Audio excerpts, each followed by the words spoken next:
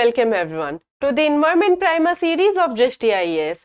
My name is Pragya and today we are going to discuss a very important topic that has been in news recently. The title of our today's discussion is Flash Floods. In this discussion, we are going to study about what are flash floods. We are also going to see how common are these floods in India. We are also going to analyze the causes of these flash floods.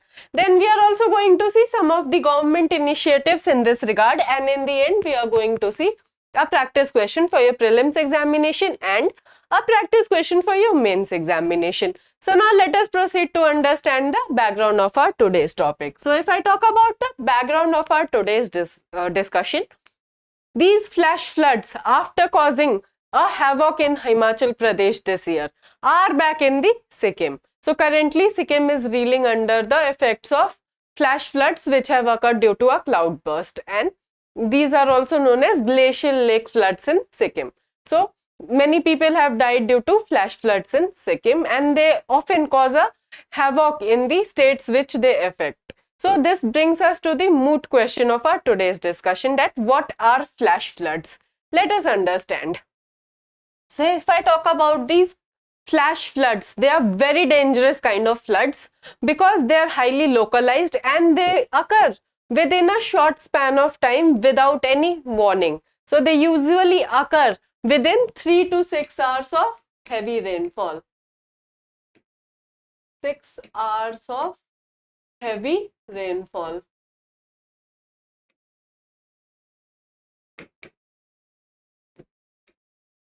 And usually there is very less time to predict them, and that is why the severity of damage is more. And if I talk about the characteristic of these flash floods, they are categorized by intense inundation of water, which can cause significant damage to and pose a threat to life and property. So the intensity or the severity of damage by these kind of flash floods is more because there is an intense inundation of water.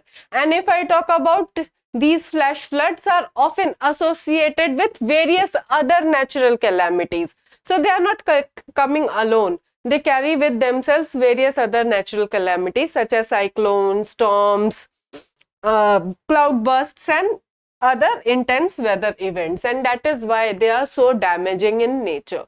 Now let us understand how common are these floods in India. So if I talk about India, India is according to our government data, India is the worst affected nation by floods after Bangladesh, and it accounts for over 1/5 of the global death count due to floods. So this is a very significant number, and India often reels under floods and it is badly impacted by floods. So these floods are very common in cities such as Chennai and Mumbai. So if I talk about what are the various causes or what causes these kind of floods in India, what increases their frequency in India. So what happens is 75% of our rainfall occurs over a period of 4 months. That is from July to September. We usually have our monsoon season and we receive a very heavy rainfall in these seasons, and that leads to the increased phenomenon of flash floods. Again, we need to blame climate change as well because there are faster melting of glaciers, then there are ice jams, then there are other man-made factors as well such as overflowing of dams, etc., which also add up to the increased frequency of these flash floods. So they are very common in India, and India is reeling under the effect of these flash floods. Now let us understand the causes of these flash floods, or why do we experience these kind of flash floods. So the first and the foremost cause is heavy or excessive rainfall. So as I was discussing before also, that 75% of the India's rainfall is concentrated over just 4 months, that is July to September. So in these 4 months we receive a very heavy amount of rainfall, and due to this heavy rainfall there is overflowing of water in the dry areas, or there is a increased frequency of flash floods, and that is why they are very severe in damage.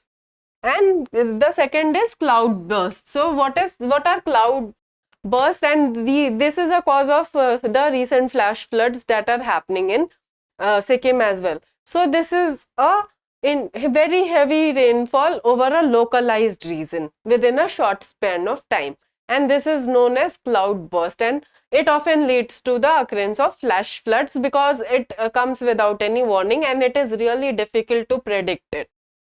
Then there are overflowing glacial lakes. So the glacial lakes of our mountains are overflowing due to the melting of glacier due to the climate change effects. And this also causes the flash floods in the low-lying areas of the mountains. Then there is dam breaches. As I was talking before, discussing about this before also, that flash floods are often caused by man-made disasters as well. So there is overflow of water in dam, or there is breakage of embankments, or there are other factors as well, and these often also lead to the causing of flash floods. Then the last factors is cyclone and storms in the coastal areas. So we know that in India, cyclones are more prone in the Bay of Bengal. Bay of Bengal rather than the Arabian Sea. So these cyclones often lead to these flash floods in the states like Orissa, West Bengal, Andhra Pradesh, Karnataka, Tamil Nadu, etc. So these are all the causes of these kinds of flash floods. Now let us understand some of the government initiatives that are helpful in mitigating or managing these kinds of flash floods. So the first and foremost initiative taken by the Government of India is the Flash Flood Guideline Services. This has been developed by the IMD, Indian Meteorological Department, and what does it do? It tries to predict the flash floods 6 to 12 hours prior, and it works for effective guidance not only in India but for also the neighbors of India such as Nepal, Bhutan, etc. So the IMD is monitoring closely the flash flood situation, and it tries to predict them 6 to 12 hours prior to their occurrence. Then the second initiative is National Flood Risk Mitigation Project, or the NFRMP. So this NFRMP helps in formulating the mitigation strategies, and it also helps in educating the vulnerable communities about the impact of floods, and if the floods occur, they also help in granting relief or rehabilitating people. So this initiative is also aimed at doing rehabilitation of people if they are suffering from the effect of floods. Then there is National Disaster Management Plan. First, it was introduced firstly in 2016, and it is a very ambitious project which aims to make India disaster resilient, and it also aims to lower down the loss of assets and life. So National Disaster Management Plan is one of the most ambitious initiative to reduce the effects of natural disasters that are happening in India. Then Central Water Commission, CWC, National Remote Sensing Agency, state governments and SDMAs also check for landslides and blockages in rivers with the help of satellite imageries. So what are they trying to do? They are trying to check that if the river is not blocked or if the landslide is occurring. So they keep a watch so as to avoid or so as to predict in advance the occurring of some natural disasters like these flash floods. So with this, we come to a conclusion of our today's discussion. We have seen that these kind of flash floods have wreaked havoc in the state of Himachal Pradesh, and who can forget the 2013 floods of Uttarakhand. We have also analyzed some of the causes of these flash floods, and we have also seen the government initiatives in this regard. And if you ask me that, ma'am, what can be the way forward? We need to ensure that they are timely predicted. We also need to have some important guidelines in place that if these kinds of flash floods occur, then what do we do? Like, and then the third strategy can be to reduce the effect of climate change and to reduce the impact of man-made activities in states such as Himachal Pradesh and Uttarakhand, in which the hills are not really supportive of too much of development. And so we need to restrict the human interference in mountains to restrict these kind of flash floods, because they are very dangerous in nature. They often bring with themselves other natural calamities, as we have discussed, such as cyclones, storms, landslides, etc. And these landslides in Himachal this year have been very fatal. So we need to have effective warning strategies and also effective strategies to tackle these kinds of natural calamities. Now let us see a practice question for your prelims examination. So the question is, consider the following statements. Your statement number 1 is, National Program for Flood Management was launched in the year 1954.